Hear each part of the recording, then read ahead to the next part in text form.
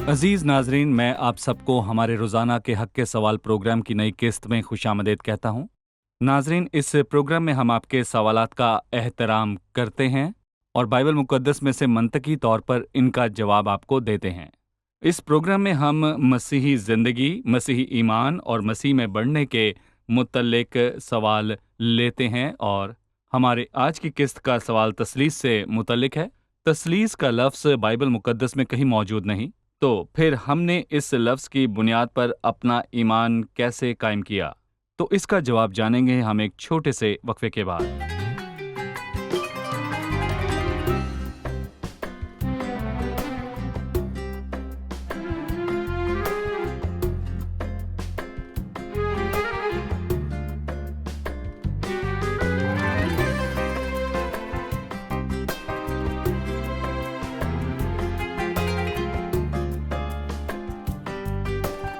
मेरे अजीज़ों, यकीनन तसलीस का लफ्ज़ बाइबल मुकद्दस में कहीं मौजूद नहीं, इसलिए हम इस पर ईमान की बुनियाद नहीं रख सकते।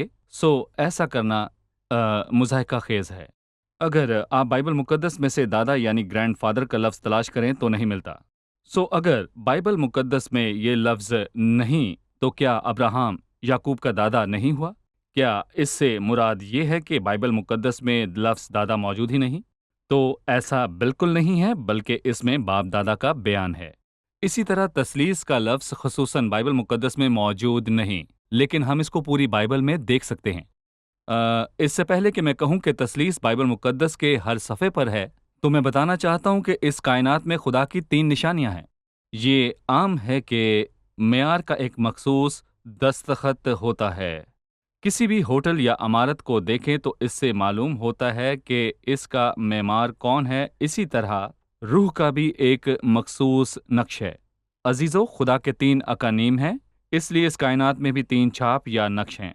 अगर वक्त को देखें या माजी, हाल और मुस्तकबिल है, कायनात में मादा को देखें तो ठोस, माया और गैस है, यानी कि खुदा के 3 नक्श की मानिंद। अजीज़ों, जब खुदा ने इंसान को तख्लीक किया तो हम जानते हैं कि इसमें रूह, बदन और जान है।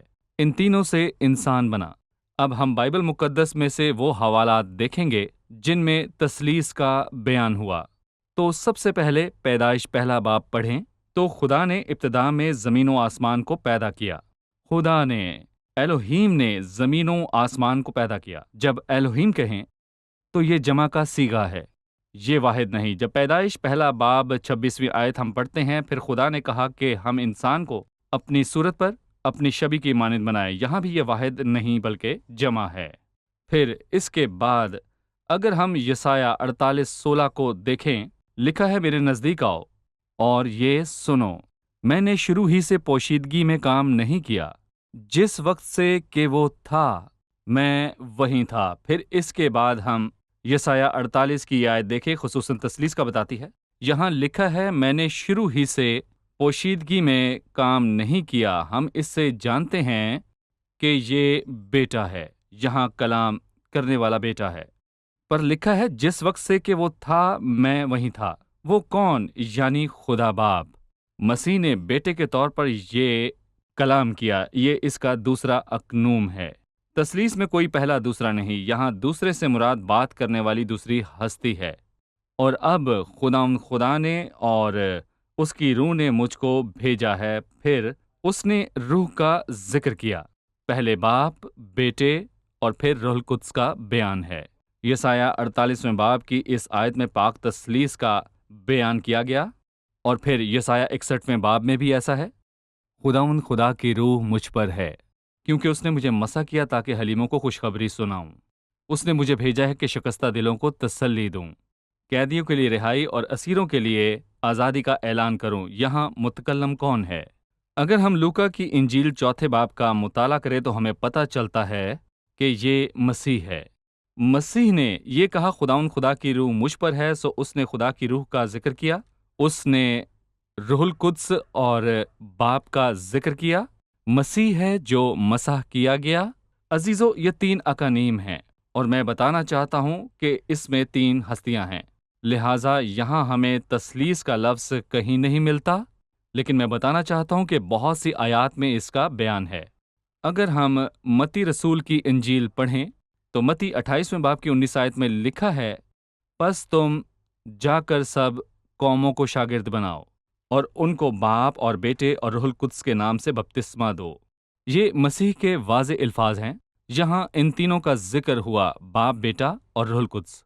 میرے عزیزو، یہ بھی ہم جانتے ہیں کہ مسیح نے خود یہ فرمایا اور ان کو باپ، بیٹے اور روح القدس کے نام سے بپتسمہ دو۔ لہٰذا عزیزو، یہ واضح طور پر ظاہر کرتا ہے کہ یہ خدا کے ہی تین اقانیم ہیں، وہ ایک خدا ہے۔ پولس رسول نے دوسرے کرنتھیوں 13ویں باب کی 14ویں آیت میں فرمایا، یسوع مسیح یعنی بیٹے کا فضل اور خدا یعنی باپ کی محبت اور روح القدس یعنی پاک روح کی شراکت تم سب کے ساتھ ہوتی رہے۔ اس نے خدا باپ، بیٹے اور روح القدس کے نام سے ان کو برکت کی یہ دعا دی۔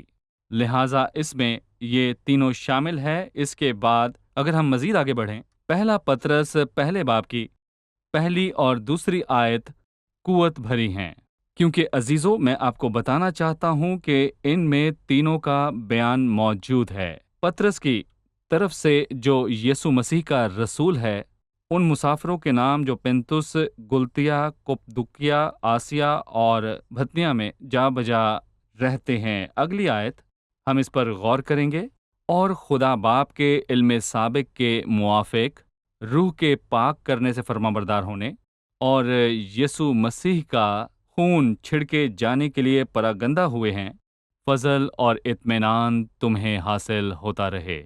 میرے عزیزو، یہاں پر باپ کا ذکر ہوا، یعنی کہ خدا باپ کے علم سابق کے موافق، اور پاک روح کا بھی ذکر ہوا، روح کے پاک کرنے سے فرما بردار ہونے۔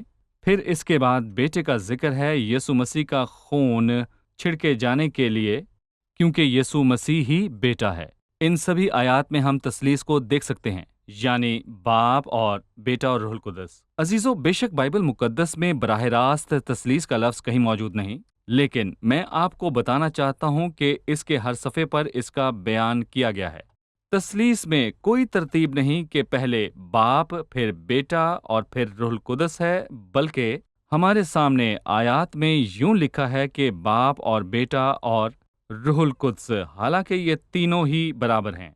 اور میرے عزیزو، یہ خدا کے ہی تین اقانیم ہیں۔ اگلی قسط میں آپ سے پھر ملاقات ہوگی۔ خداوند آپ سب کو برکت دے۔